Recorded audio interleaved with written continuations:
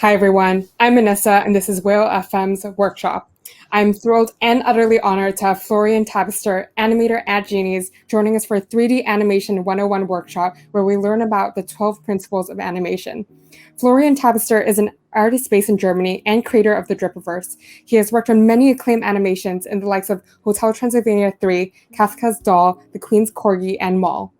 I'm super stoked for the stream and was a fan of Florian's after seeing his work on Sean Mendes on OpenSea. And so I'm super excited for the community to share, this passion and also this class with us. So Florian, just to get this started, could you tell us a little bit about your background and kind of how you got into the crypto space and how you got into animations? Sure. Thank you so much for having me. I'm a huge fan of the whale community. Been a dolphin myself, and I love the server and all the vibes on there. So yeah, my name's Florian. I'm from Germany, and I'm an animator. I started as a graphic designer, but then quickly shifted to like moving images, and studied animation for a couple of years at a school in Germany. And after that, I just took the plunge and just like took all my savings basically and moved to Vancouver, which is like still one of the biggest animation hubs in the world next to LA. And yeah, I just went there like without a job, without a plan basically. Well, I had a plan. I wanted to get into the industry, but yeah, I just went to Vancouver and tried to make connections, learn about the city, learn about the industry. And on the side, I was working on my portfolio to make it better, to actually get higher, because the hardest part is actually to break into the industry for somebody, because there's so many young artists and students who want to break in, and you you just gotta have somebody who gives you a chance. It took me a while. It took me like 7 months or something. I was almost out of savings, but then I finally got a chance by that studio, and so grateful for that. So I started working on that Netflix show about how to train your dragon. It's like a spin-off series for kids. That was so much fun, and then I had my first experiences, and I got lucky, and I got hired in Sony for Hotel Transylvania. So I had a great time in Vancouver, and then I moved back to Europe because I couldn't extend my work permit, and I worked on movies in Europe, in Belgium, on Bigfoot Junior, The Queen's Corgi, and yeah, just like my journey. And it's an amazing industry. Like you meet so many cool people. You can travel the world. You get so many different experiences, and yeah, like even the work itself, like every shot is different. And yeah, and recently I joined this avatar technology company in Los Angeles called Genies, and I'm super stoked what we're doing there with the team. And yeah, that's where we're at. That's amazing. And the rest is history, right? Yeah, I mean, Yeah. that's really an inspirational story. I mean, coming from where you're saying, like, oh, you were running out of savings and then you really got to where you are today. So it's amazing. And I can't wait for people to see what you have for the community today. So without further ado, let's get started. Cool. So yeah, as I mentioned before, like I work for Genies now, which is the world's biggest avatar technology company. That's our mascot, Blue, and you can see like they look so cute, and we work with like celebrities, and you're also going to be able to create your own genie soon in our app, and that's really exciting. Like we're really trying to like build something amazing there. So definitely make sure to check out Genies and follow what we're doing. We're also involved in the NFT space. So yeah, like it's very exciting, and I love my job right now. And I also prepared like a little clip so you can kind of see what I was doing the last couple years. Um, yeah, this is some of my work I did on Hotel Transylvania. I loved working on this cute little puppy here. That was like when they gave me that shot, like, oh, you're gonna do like the puffy eyes with her, like the pouty bad face, I was like, oh my god, yes. So yeah, that was amazing. Like also the new character Erica here, it was introduced in the third movie. That was amazing. But this is my favorite. Like I was like, when they gave me that shot, I was like, oh my god, yes. And also the big puppy dog, that was like also one of my favorites. Yeah, what you can see here is this is just a test that I did when I was working on my portfolio to get a job. So I wanted some like body mechanic stuff, like some kung fu action, but also some like funny, snappy stuff, like when he snaps into the wall and stuff. And yeah, on the bottom left, you can see my work that I did on the How to Train Your Dragon show that's on Netflix. And that was very challenging because it was my first professional job, and I had to animate like dragons flying, walking, humans, and they're talking, and you have like 4 legs and a tail and wings you have to care about.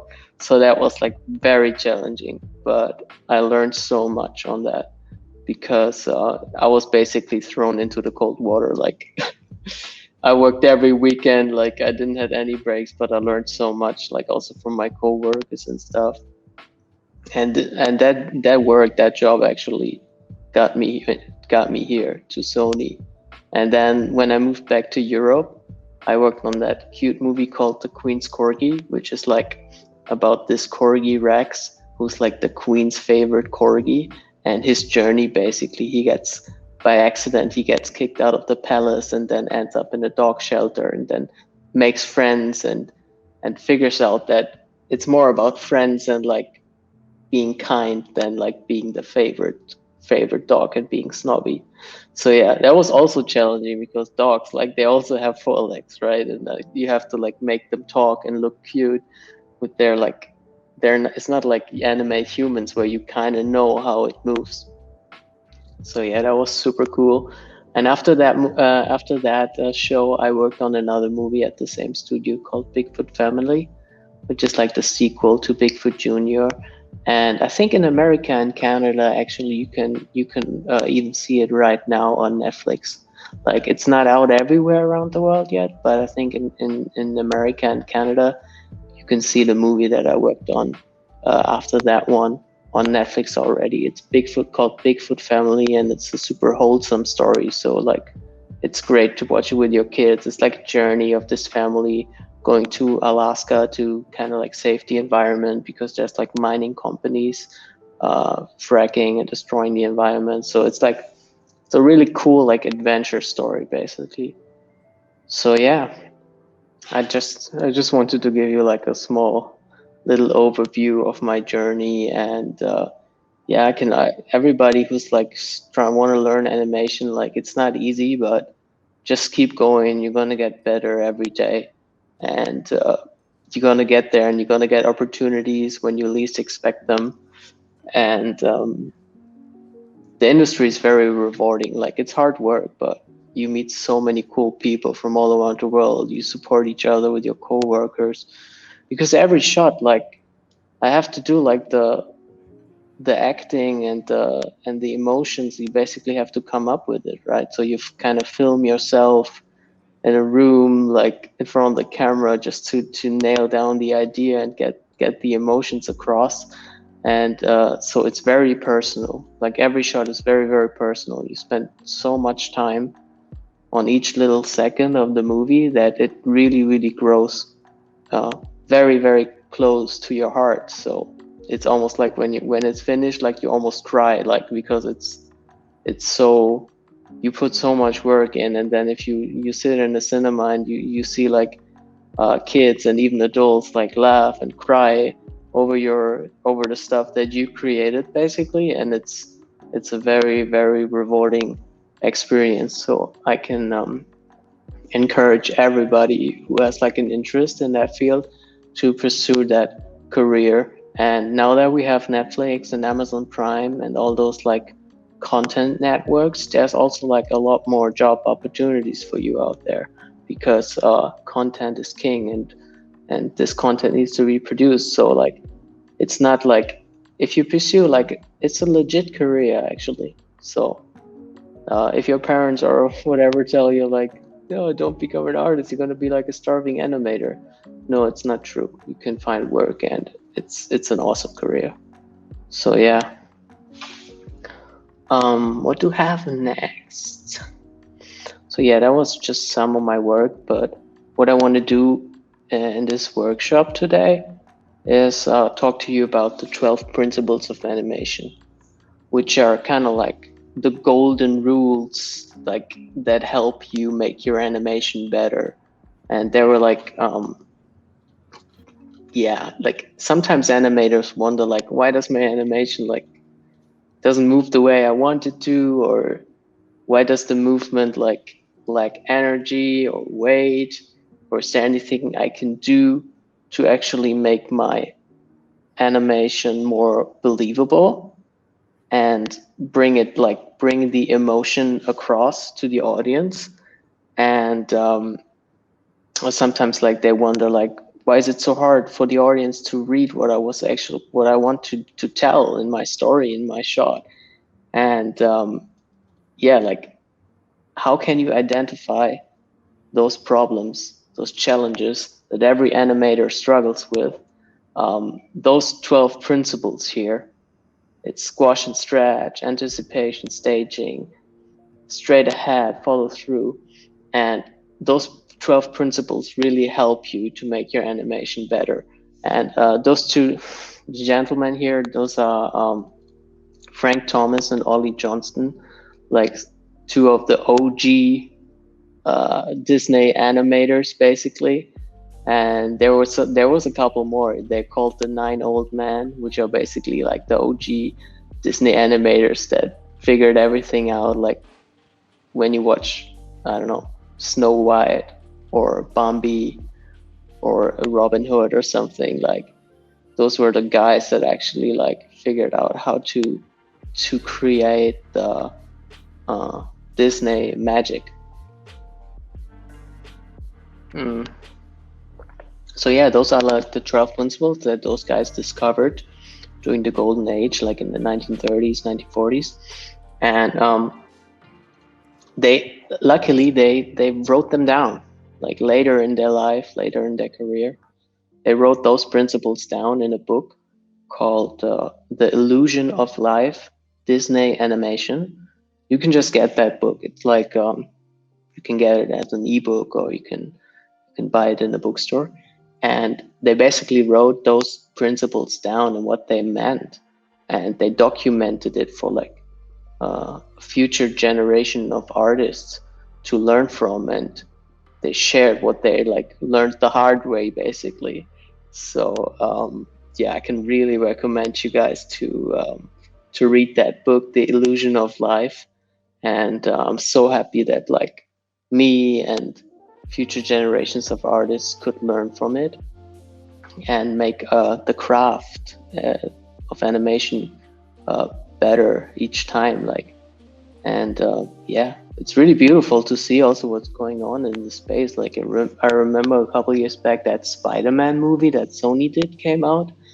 That was so mind-blowing. Like Into the Spider-Verse, like they really bent all the like principles, and like they experimented. They broke some. They exaggerated some. They had like this some blocky style and super cartoony and like a graphical style. It's like it's beautiful. And even like animation is not only for kids anymore. Like there's like so many like Netflix is pushing for it to create like animations for adults, and like to basically yeah, like push the medium, push the craft to new boundaries and new limits, and experiment and try and be creative. So yeah, but it all started here, basically. And yeah, today in this workshop I want to give you like a little brief overview of some of those principles. Like I'm not going to go through all of them, but I'm going to talk about the most important ones. The first principle I want to talk about is timing and spacing. So timing and spacing is very important in animation. It's basically like the lifeblood of animation. And those two, timing and spacing, they go hand in hand. Timing is basically the time measured in frames. So like usually we have 24 frames per second. And timing is measuring the time in frames that's in between drawings. So how long does it take to get from this drawing here where the ball hits the ground to this drawing here where the ball hits the ground. And spacing, like I said, timing and spacing go hand in hand. Spacing is basically refers to the space between the graphical elements in the frame, when they move through screen space. So you can see like it's basically referring to the space between the different drawings. So all those drawings you see here, they don't happen at the same time, right? Each one happens on its own frame. And if you combine those two principles, timing and spacing, together, you can create movement that obeys the laws of physics. And that will add a lot of believability, appeal, and interest to your animations. So for example, you can see here, as the ball bounces up, the space between the drawings gets shorter and shorter and shorter. Like you can even see here at the top, it's overlapping. And that gives a sense of the ball slowing down. And here at the top, where the gravity basically equals the force of the bouncing ball bouncing up, it slows down. And then as gravity comes in again, you can see the drawings, they get further apart. So we say here at this point, the spacing gets bigger. So if you like combine those two principles, that helps you create like a believable and entertaining, appealing animation that also obeys the laws of physics.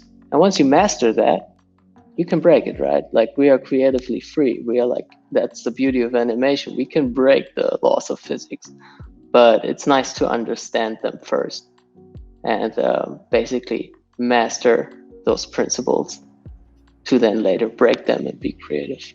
So yeah. Next slide I have is this little image here is a timing chart. So those animators, those 2D animators, they use those charts basically to figure out to plan their shots, to figure out the timing and spacing. So as you can see here, this represents frame 1, and this represents frame 13. And frame 7, like we can say drawing number 7, or in 3D animation, it would be the pose number 7, the pose in the computer, is right in the middle between drawing number 1 and drawing number 13. And then we can see here, drawing number 8 is right in the middle of those two. And drawing number 9 is right in the middle of those two. And drawing number 11 is right in the middle of those two. So what does it tell us? It tells us that this object, or whatever you're tracking here, it can be like a wrist, it can be like the overall motion of the root, it can be the head, it can also be just a tiny part in the face. But what they're tracking here is the timing and spacing of how the object moves. And we can see here, this object, for example, or this animation chart describes how it slowly eases into the motion, accelerates, then the spacing gets bigger, and then we're gonna come to like a cushion in the end, like a slow out. So the drawings, like I said here earlier, the drawings get closer together. So yeah, those little charts were used by the old Disney 2D animators. Not only Disney, there was much more studios as well to track the spacing. So I just presented this little clip from the Disney Peter Pan movie, and if you look here to the side, you can see there's a couple of those spacing and timing charts, and they were probably tracking different parts of him, like I said before, could be the root or the wrist or the head. So I'm going to play that little clip for you, and maybe you can like find some interest in checking out the animation, and at the same time see how much craft and planning and carefully like laying out to create this appealing animation went into it. yeah, you can really see how much little shards they have here. They were tracking everything. So yeah, we have like this really nice like little moment where he's thinking. So it's really nice. It's like a little hold, like he's not moving much, like it's mostly in the head. So we can read like, oh, what's going on? Like, oh, he's thinking, he has an idea, and then we can see like, boom, he takes off. So it's like much bigger motion in the roots. He's leaving the frame and stuff.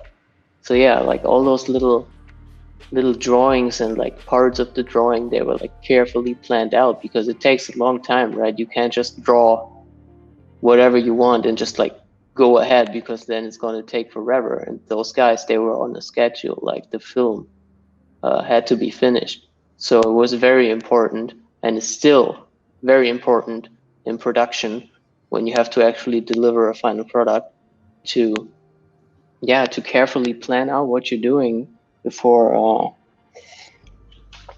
going in and doing it in 3D or drawing or whatever. That's why we usually like go in and like shoot reference of ourselves doing the actually motion or the actually acting that's required in the shot, and also like do little rough drawings, for example, or like animate the shot with like very basic shapes and primitives, so we can basically nail the idea down, so we can already see, okay, this is working, you know, this, my idea comes across. Like the whole idea of the shot is, I don't know, for example, somebody's is sad or then gets angry and leaves the room or something. You want to make sure that you have like the idea comes across and you have the basic motion flashed out before you actually go in and actually do it. And that's what those guys were doing as well. They were tracking everything, they were planning everything, and then they did the beautiful animation that we can see in all those like Disney classics, and even the new Disney movies like I don't know, Zootopia, Moana, Frozen. They're all beautiful animated. So yeah, it's very, very inspiring, if you ask me. Yeah, I mean, I knew animations were complicated, but these principles, right, help break it down so much, and you have to take physics and believability into account. I love that you said study the law of physics so that you can break it. I love that phrase. Yeah. It's kind of like it's kind of cool because you're like it's kind of like the old masters, right? Like usually they learn painting like still lifes and like portraits and like realistic rendering of landscapes and stuff. And then once they master this, you can often find that they go into like more abstract stuff, like to more express like more of their soul in a way. And sometimes you go in a museum and you're like, some people say like, what is this? It's just a paint splatter on a white canvas. But then maybe if you talk to the artist, you find out he can actually like draw or paint a super realistic portrait of yourself or like a super realistic landscape, because he did the work to learn the basics and the fundamentals to then have the freedom and the right to break them, right? So that's a beautiful way to put it, right? I mean, I think you're spot on there. It's a choice, right? They choose to do that, and because they've already mastered the basics. Yeah, that's true. Amazing. I mean, there are also happy accidents, and I like them. But... of course, yes, of course, happy accidents. Yeah. Okay. Well, next slide I have is this little clip from Toy Story, and I don't even know which Toy Story that is from, but one of the Toy Stories.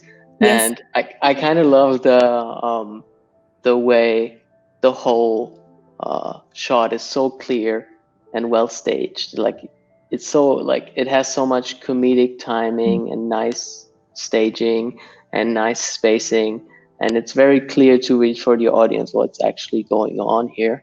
And I picked that shot because it's a beautiful example for what I talked about before with timing and spacing and physicality, but also like breaking it and then creating this cartoony imaginary like stuff that wouldn't be possible in the real world, right? Because I mean, it's a toy that moves, so you can have fun with it. And Yeah, I always like to show that shot because it's like it's very, very masterfully done.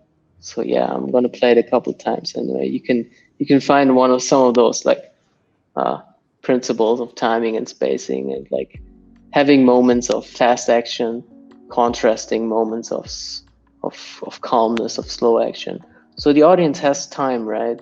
We need some time to take it in, right? We can't have like only fast action or only slow action. We need the contrast. So yeah, I'm gonna play it for you guys, and I hope you enjoy it.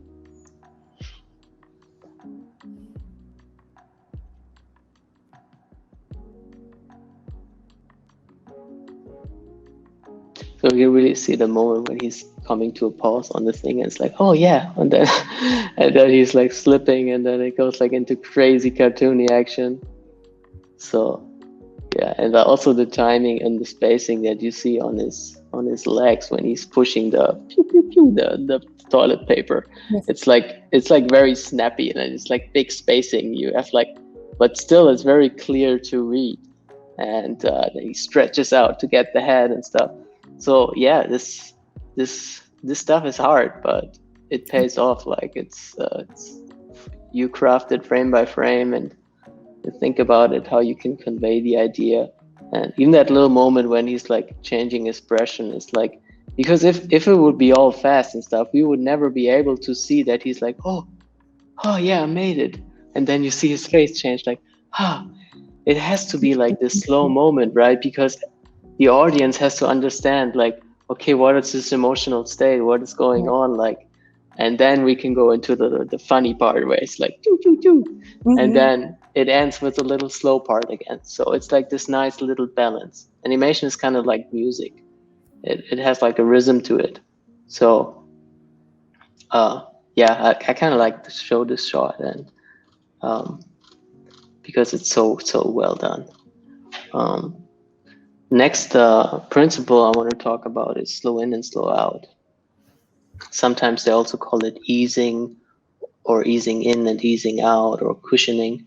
It's basically if you have objects in the real world, such as like a human body, or an animal or a vehicle, it needs time, right? There's a mass behind it. Like we need time to accelerate this mass, and um, and we also need time on the other hand to slow it down. Like if you run full speed, you're gonna need like muscle energy to actually come to a stop. So this is very important principle to implement in your work, to have like this believability and physicality, and to be grounded in like even if it's in a computer or on a drawing, you want it to feel like it's grounded in the real world.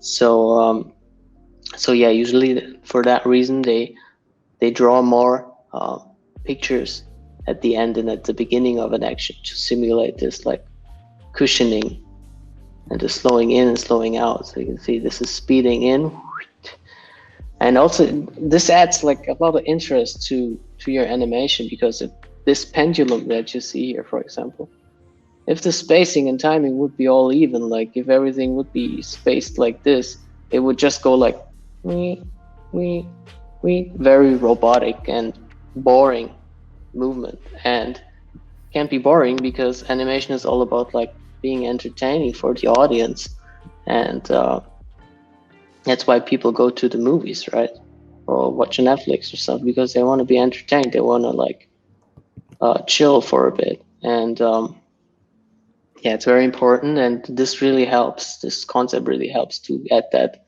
contrast and entertainment to your shot. And like this pendulum, for example, like if we have like here the slow out and the slow in, it really like it swings like a real pendulum, which makes it believable, even though it's just a drawing or it's just a 3D object. And yeah, like I said before, this stuff really grounds your animation into a believable physical world. And to repeat myself, once you master that, you can break it, right? And that's the beauty of animation. And yeah, slow in and slow out is a very important principle. Mm-hmm. Next thing I want to talk about is arcs. So most organic things always move in arcs. And we can even make an animation, we can even make them like more exaggerated, like moving stuff in big arcs, because when stuff moves in arcs, then it's usually much more graphically and entertaining and appealing for the audience, for the eye to watch it. And as you can see here, like this wrist gesture, for example, like when you just like, it moves in a super nice arc. And usually in animation, what we do is like we track the arc. So basically, we track the drawings and connect them with a line, so we can see the actual arc that the drawings or 3D animation is like describing. So let me open water here.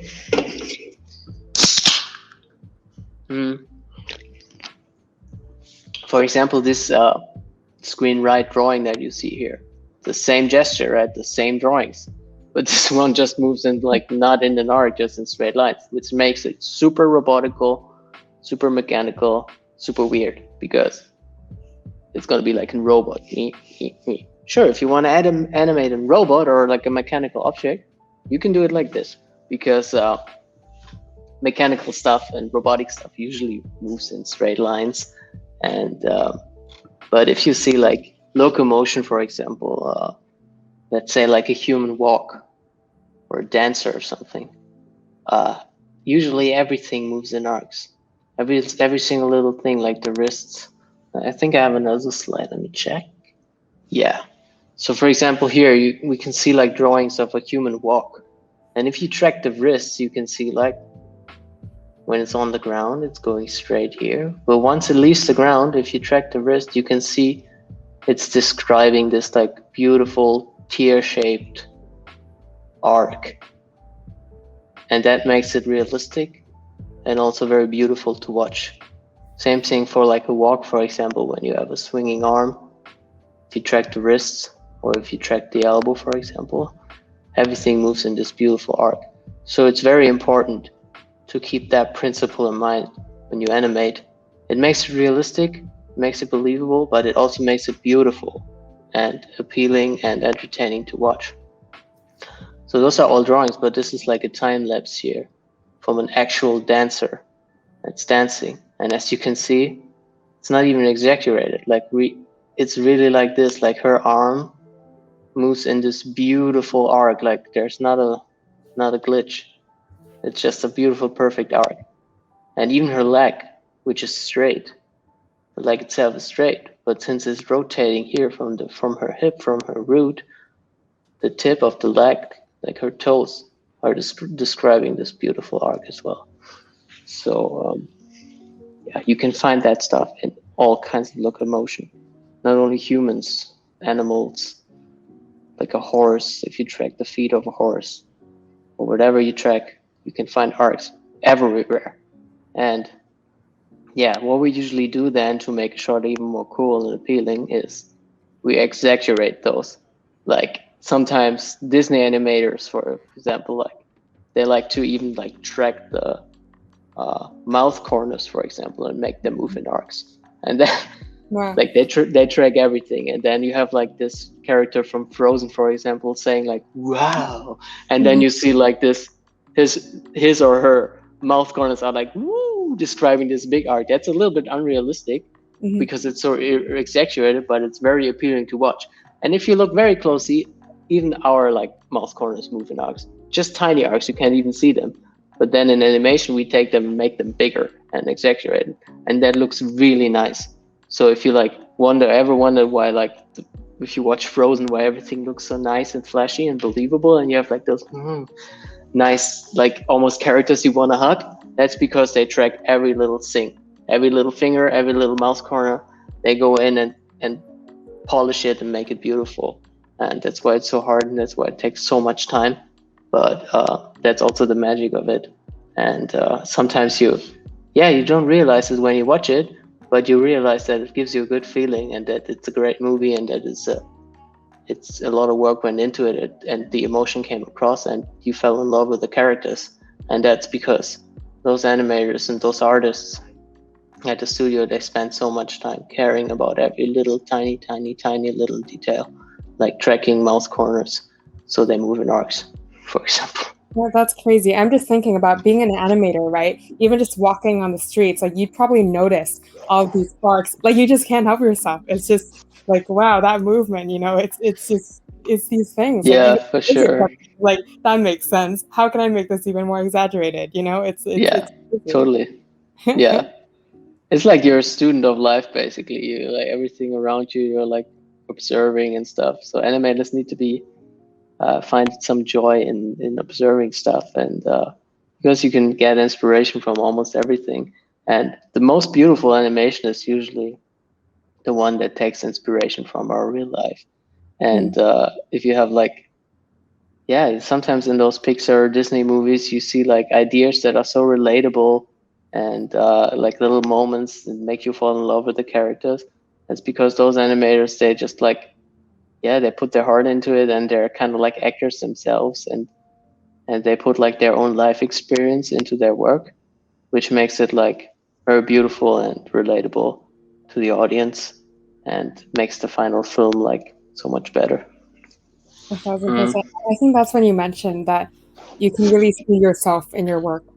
Mm-hmm. It's fascinating. And it's like, how does that translate to other people? And it's like people seeing a side of you or seeing a part of you on screen. Yeah, for sure. It's kind of like you're putting a part of yourself in every single shot, and it's so personal. It's crazy. Yeah. It's very very personal, and I mean I think all kind of art is personal, but since you spend so much time on every little detail and you're actually part of the performance, so usually like you came up you when you get a storyboard, you get a script, so it has to like um, stick together in the film, but you can also add little things, like you have some freedom Yeah. to actually like put your personality into that character. So that's very cool. That's like one of the most rewarding parts of the job. That's fascinating. Mm. The next principle is a very very important one. Mm. It's called squash and stretch. So when objects move quickly and then impact something, or they stop quickly, then in the physical real world they tend to deform. So if you add that deformation also to your animation, then it adds like flexibility, appeal, and an organic nature to your work, so it doesn't feel stiff, mechanical, robotic, or lifeless. So a note that young animators that just started often get from supervisors or leads is like it feels stiff.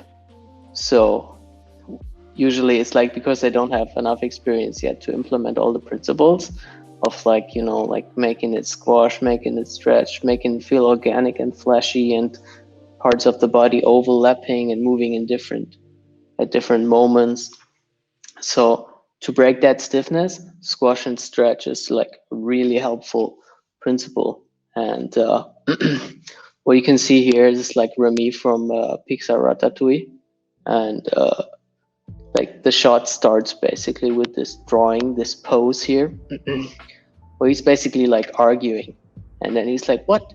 And then you can see him go in this nice squash pose where his body really like gets bigger, because what's really important for squash and stretch to make it believable is that you maintain the volume of the actual object. So when something squashes together, the volume and the mass has to go somewhere, right? So his body has to get bigger, so the same volume that he had here is also here, but just in a different shape. And then you can see like this really nice stretch post on the next frame when he's like shooting out and like arguing, like being angry, and you see like how everything is like supporting that, like his tail and his arms very straight, and like he's stretching out. And you can see he also gets thinner, right? So that's the same concept again. Like we want to maintain the volume. So if something like stretches like almost double the size, then it has to get thinner. Otherwise, it's just gonna look unbelievable and weird. It's gonna look like just it's growing or something. But since it gets thinner here, we have this nice stretch pose. And then in the end, it settles down to the final drawing, to the final pose. where we as an audience actually have time to read what's going on, what's happening. This stuff usually happens fast, right? We have like squash and stretch, and then it settles down. This usually goes fast, but you can still feel it. Like if you do this wrong, or if you don't add that, it's gonna feel super weird and robotic. But even if it happens fast, we can still feel that, and it makes the whole thing super believable and organic. And then when he settles down, you can see here he comes down a little bit, his arms bend again. Like this is like the final drawing where we can actually see, okay, what's going on. He's like from what to a little bit angry. So, and yeah, he's like a rat, right? He's like an animal. But some people think like only organic objects squash and stretch, and it mostly affects organic objects, but don't be fooled. Like even like objects where you think like they don't deform, they're super hard. Even they deform. Like I have like this picture of a golf ball when it gets hit. Like a golf ball is pretty sturdy, but you can really see how it squashes you when it gets hit by the thing. Like I don't even know the English word. The club. Yeah, the club. And it really deforms. So you can see like it loses its round shape, it squashes together, but the volume has to go somewhere, right? So it goes like stretches out and stuff. So yeah, the squash and stretch is basically everywhere. Like the more organic and the more soft an object is, the more you have it, right? But you should edit. You can almost edit everywhere a little bit to have that believability and ground it in the physical world. I have another example here, for example, even in the face. Like you can see here this nice squash pose when he's like squinting and everything is like compressing together. His face is so small suddenly, and then he's like, whoa, surprised, and everything squashes down. Like you can see his like nasal fold here, like almost a straight line squashing down, and then it settles back to this final pose where he's like crying and sad. And this is the one that we're gonna read, but this one gives like all the believability even to the face. So it's like the same with arcs, right? We track the arcs of mouse corners and we add squash and stretch everywhere, in the face, in the big body parts, or in the big objects. And yeah, it's really nice. You can see it here as well. Squash pose, stretch pose, squash pose, stretch pose. So yeah, it's really cool. I have actually this is like a clip from Tangled.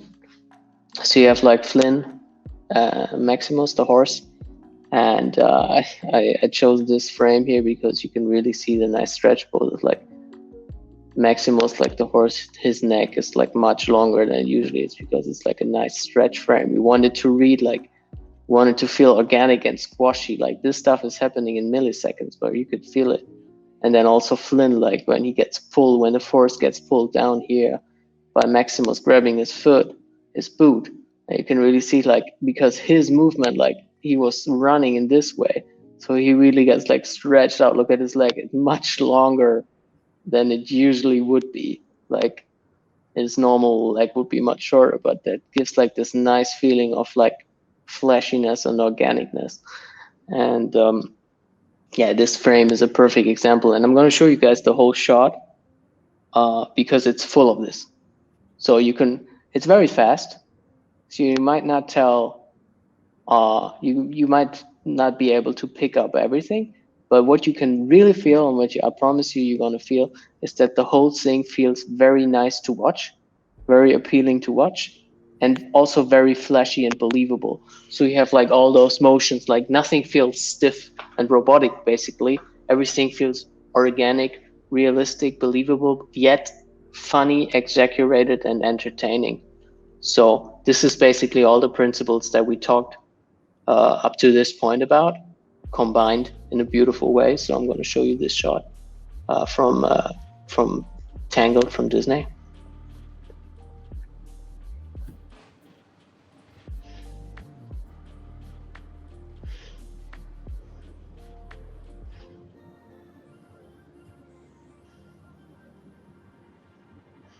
I love the moment when when the horse falls down. It feels so like flashy and everything. Such a great shot. Or here, like we have him like squashed down on the head, and then you can even see like in the face of the horse in the end how everything like wobbles and squashes and stretches and overlaps. So everything feels like very flashy and believable. So this is a great example of you guys can't hear the sound, right? Yeah, um no, I know. But this is amazing. Like, I feel like yeah, nothing feels out of place, and yet when you take a pause, you can really see it. for sure. It's like really cool. Like you can really see here when his face gets hit, like it's like Mhm. really deforms and everything. Or here, like you can see his arm bending a little bit. You can't really see it every frame when it's playing, but it's there, and that makes it feel so good. Like even here, when his hands go like, whew, and it's like everything looks so nice and clean. And uh, I love the way when he grabs it, and then like you can see, look at the neck, how long it gets because it stretches out like, ooh, and then so this stuff adds a lot to your animation. So squash and stretch is definitely very important principle. And the next one I want to talk about is staging. So it's very important, like I talked before, that you make your idea very, very clear to the audience. And that can be the way you compose your frame. It can also be the way how you stage or pose your characters within the frame. So what you always have to think about as an animator is like usually you have a very, very, very short of amount of time or frames where your ideas are actually on screen because you maybe you get a one shot and it's going to be done in like a second or less. So the idea you want to tell with this shot needs to be clear from the get-go. Like immediately the audience has to get it. Oh, this character is sad, or this character is happy, or what is going on, like what's happening in the shot. And this is a nice example, for example, why the silhouette of your pose or your drawing is so important. Because here, like the silhouette is very muddy, right? Everything is like the rabbit and the top hat is in front of his body, and you can't, like, if you just look at the silhouette, you can't tell what it is. You can't tell it's a duck. You can't tell he has a hat with a bunny. But here it's much better. It's the same, basically the same idea. Like he's pulling the bunny out of the top hat, but even the silhouette, like without the colors, without you don't even know what it is. You can tell it's a duck, it's a bunny, and it's a top hat. So, and since you only have a couple milliseconds or seconds for your audience to understand, this stuff really helps how you pose, how you stage, how the silhouette of your character reads. So what we do in 3D animation as well sometimes is since we have everything in the 3D viewport, right? So what we sometimes do is because we just give it like a very flat black or white material so we can actually see if the silhouette is working. And which is so important because, like I said, you only have a couple seconds or a very, very, very short amount of time for the audience to actually read your idea. And I have another example from like a 2D animated Disney movie, Tarzan. And I'm actually curious, like the shot is actually about Tarzan approaching Jane, and Jane is a little bit uncomfortable and surprised. And so what is the idea behind the shot? What did the animator thought about, and what did he have to convey? The most important part is that we can tell what Jane is feeling, and we can read her face, we can read her emotions, and it comes across in a very short amount of time. So I'm going to show you the shot, and you're going to tell me if it's if you actually were able, if you are focusing naturally on Jane's face.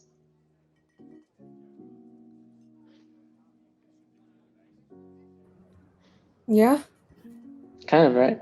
100%. I Yeah, think and it's colors or what is going on.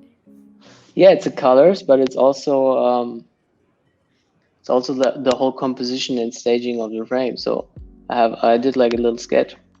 So you can see the whole frame is basically everything is staged in a way and drawn in a way that it supports you looking at Jane's face. So it's like his whole body is like basically this smooth line of action that goes through his whole body up to the tip of his nose pointing to her face. Then we have his arm where he takes her hair, it ends up in her face. And even her body shape, like it's like this slightly C curved where we go from the bottom of the frame ending up in her face. And this stuff is so important because there's a lot going on here, right? We have two characters doing stuff, talking, acting, moving. So it's very easy to get like distracted, and the audience doesn't even know where to look. Like you can sometimes you get shots with more characters than two, and then it's very important to think about, okay, what is the most important part here? What story do I want to tell? What idea do I want to bring across, and how can I support it? So you can support it by composition of the frame, by colors, by the actual drawing, like the line of action, like the graphical shapes in the frame itself. What are they composing? What are they like bringing the attention to? And yeah, I like this example because usually people agree and they focus on her face, and that's because it's so massively crafted by those Disney animators. Yeah, I love that movie though. Like it's one of my favorites. I love the music from Phil Collins. Like I used to sing it as a kid. Like I was such a fan. It's an amazing movie, yeah. Yeah. It was actually also the first time that I think one of the first times that Disney used 3D as well. Like it's all hand drawn, right? But I don't know if you remember those moments where Tarzan is like swinging through the jungle and everything looks like super realistic, even though it's 2D animated, right? Mm-hmm. I think they actually used some early 3D software to, even though it was like early 90s or something, or mid 90s, but they used some 3D software to actually do the swinging through the forest and the camera animation, and then they basically drawn on top of it. So yeah, it's kind of cool how those technologies find a way to get together. 1,000%. I'm just thinking what the future of animation is going to look like. Right? I know that some people retain like just drawing by hand and things like that because they want to preserve the traditional way of animation. But it's just how is that going to evolve in the future? What are your thoughts on that? Well, I kind of love the VR stuff. Like there's this artist Goro Fujita. I think he's from Germany as well. German-Japanese guy, and he draws like in some like Oculus Medium or VR Quill or something, and he's basically drawing his beautiful painterly illustrated style, but in VR, and it kind of has like a volume and you can turn around, and so that's a lot. Like even with the the Sony guys did with Spider-Verse, it's like so amazing. You have like those 2D effects, you have like it feels like a comic, but it's 3D, but you can't really tell. And yeah, I was thinking recently there was a Tom and Jerry movie. I haven't seen it, but I know a couple of my friends worked on it, and it was all 3D, but it looked like 2D. So yeah, you can do like a lot of stuff, which is super exciting.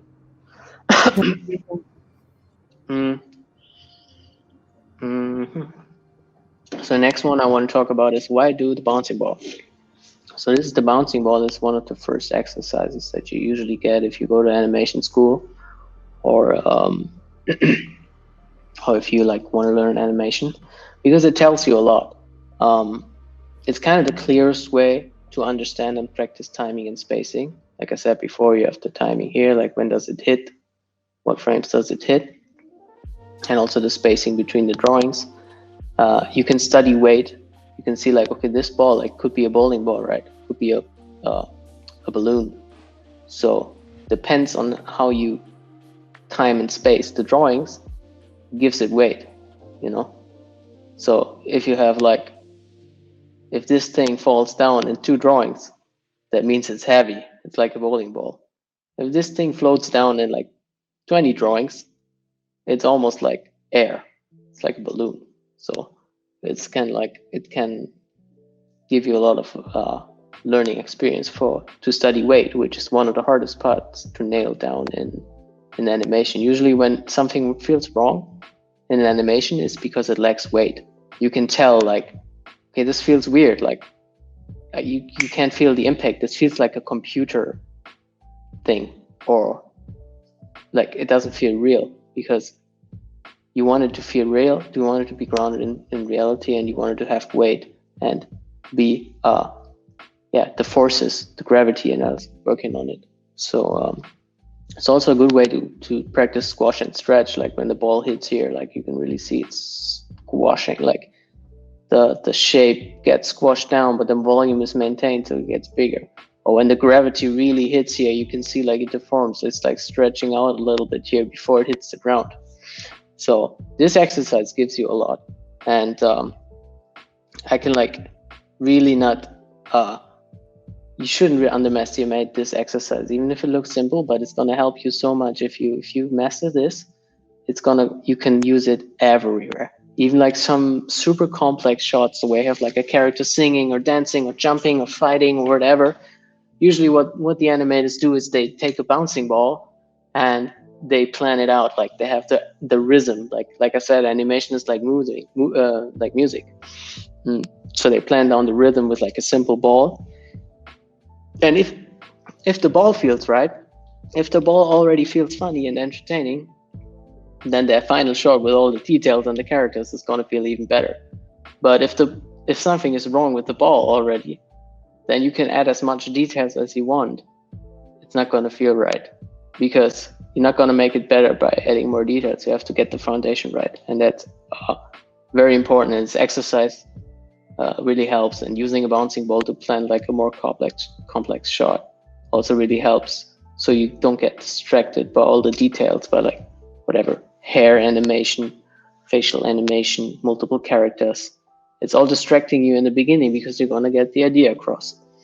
And if you study different animated movies, like if you watch your favorite Disney movie or Pixar movie or Sony movie, then you can often find like in some way or another, it all comes down back to the bouncing ball.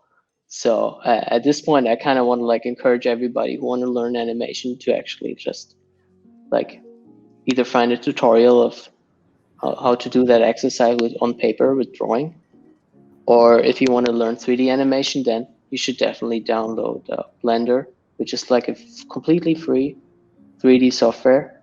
It's called Blender, and you can just download it free on the internet. And then you just go to YouTube and type in Blender bouncing ball tutorial, and that's a perfect start. Like if you master that, it's gonna help you a long way. And like I said before, like even in your favorite movies where you think, oh, I can never reach that level, or this is like some otherworldly magic, all comes down to this simple exercise. So I have a couple of examples here. For example, this one here is from Horton Hears a Who, Blue Sky Studios, which sadly got shut down. They make great movies like the Ice Age movies or Horton Hears a Who, and you can tell here, like there's a lot going on in that shot. We have 3 characters, they're jumping and dancing and rope skipping and everything. But just watch their roots. It's basically just a bouncing ball. So I bet this animator who animated that shot, he started with 3 bouncing balls to nail down the rhythm, to nail down the timing and spacing and the idea.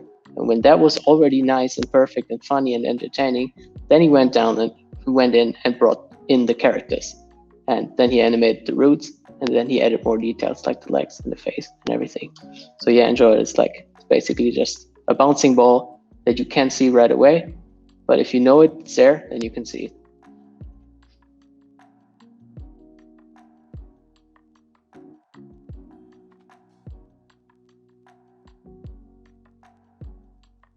It's funny, right? Yeah, you can definitely spot it. Mm-hmm. I definitely thought that you said I was expecting you to say the first step is to get a ball and just bounce it by a ball. That was what I was expecting you to say. So I have another one of those. This is from what's a movie called Brave? Pixar Brave. think in some countries it's called Merida, Legend of Merida. It's like about a Scottish girl. And it's a super nice movie. I love it. The music is great. We have like this Irish, Scottish like music. And this character is basically a bouncing ball. There's a lot going on. He has like hair, like complex hair and facial shapes and arms and close simulation and all that stuff. But the gist of it, like the idea is just he's basically a bouncing ball. So when you see him dance, it just comes down to that exercise.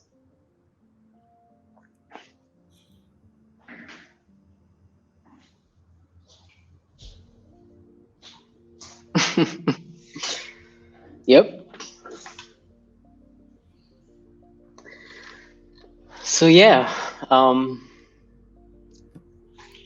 I don't want to like talk about all the principles today because otherwise my voice is going to be gone. But those are like the most important ones, and I kind of want to like show you what I'm working on next to Genies, like in my own spare time.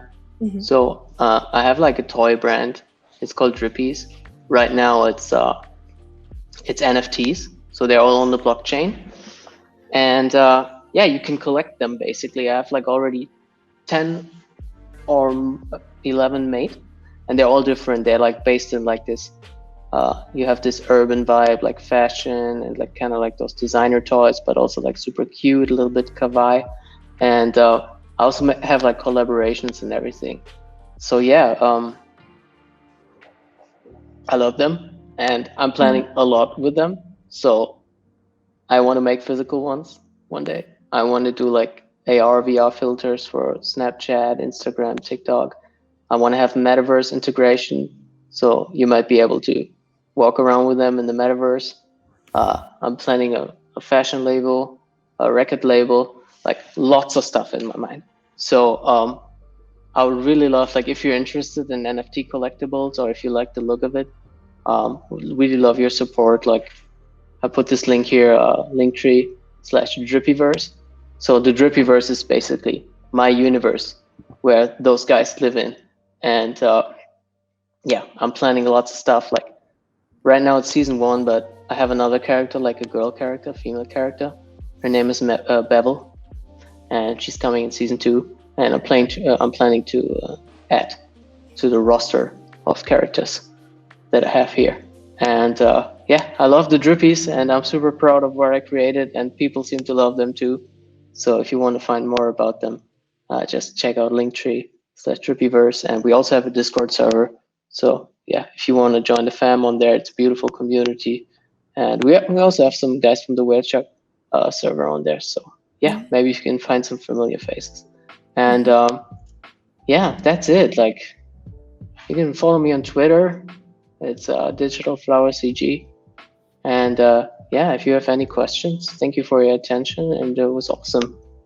Yeah, no, 100%. I feel like after this presentation or after this talk, right, I can't look at animation in the same light again. Like, it's just a new perspective. I'm really, like, it's like, there's no going back now, you know? I know. Now you know how animators feel when they go to the movies. 1,000%. I feel like animators, when they go to movies, is critiquing, like, what do they do? Are there arcs? Where are the arcs, you know? Yeah. Exactly. That's how it is. Yeah, and I also I know I saw you drinking, like, you know, tons of water during the stream, so I just want to make sure that you don't drink a gallon by the end of this. So I picked 3 main questions from the audience that I would love to have you answered. But what is the most complicated thing about 3D animation? It takes a while to learn. Like, experience is key here. Like, don't get discouraged if stuff doesn't work right away.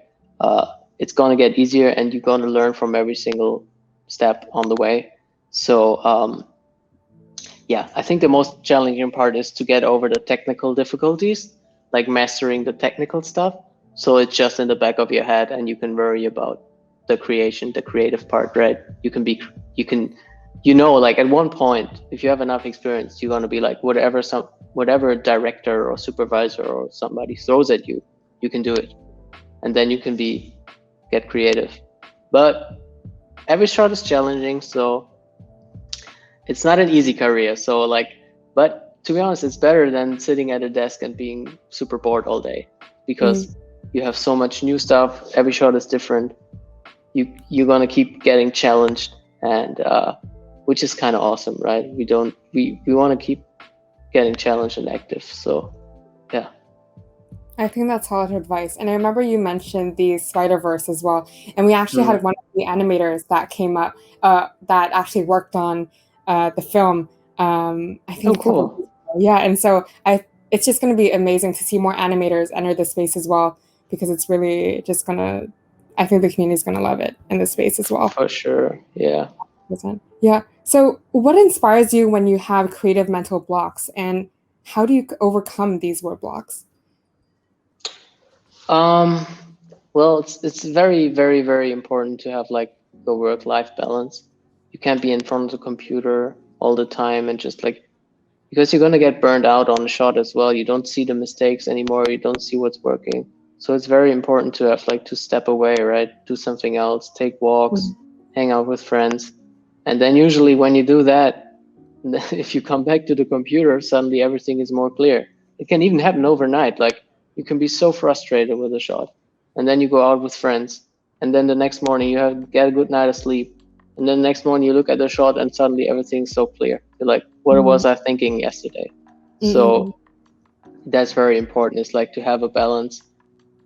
This job can be very stressful and a lot of hours, but it's very important to have a balance still in life. And it's not all about like animation. It's beautiful to have like those movies and stuff, but you gotta have, otherwise how can you find inspiration for your work, right? If you don't have a life, if you always always sit in front of your computer, like how can you get those amazing ideas? So I bet those like, you know, those awesome moments in those Pixar movies that you see, like those ideas come from real life, and you got to live life.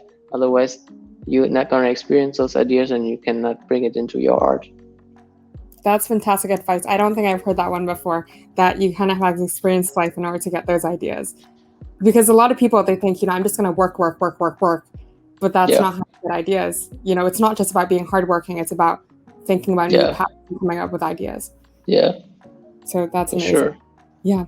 And this is going to be my last question for you. But what inspired Drippies, and particularly the name? Well, I'm a super big fan of like COS and Super Plastic, those designer toys. I have a couple myself, and it's not easy to create those physically. And when I dove into the NFT space with Genies and Clubhouse, I was like, oh my god, this is like the moment. This is my moment to actually create a toy brand that I always wanted to do. And yeah, I went for it. I used all my skills that I learned, because I was always an animator, like in university, a little bit of everything. So I used that to actually create those little cute drippies and 3D models and the rendering and everything. So I actually went for it, and I spent a lot of time and tried to make good quality, and people seem to love them, and I love them too. So yeah, the name is like, I wanted something catchy, you know. I wanted something cute, catchy, and yeah, drippies. It just came to me.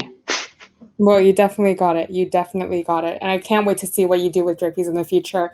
I mean, if anyone drop all your links for the Drippiverse, and also your Twitter and social media links to the stream text. We had 130 people watching the stream. So thank you, everyone. Oh, that's awesome. Yeah. And I would love to have you back again someday to kind of talk about your progression in the space and how you're working with it.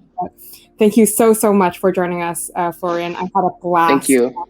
It was me amazing. Too. Thank you. Thanks for having me. See ya. Bye, guys.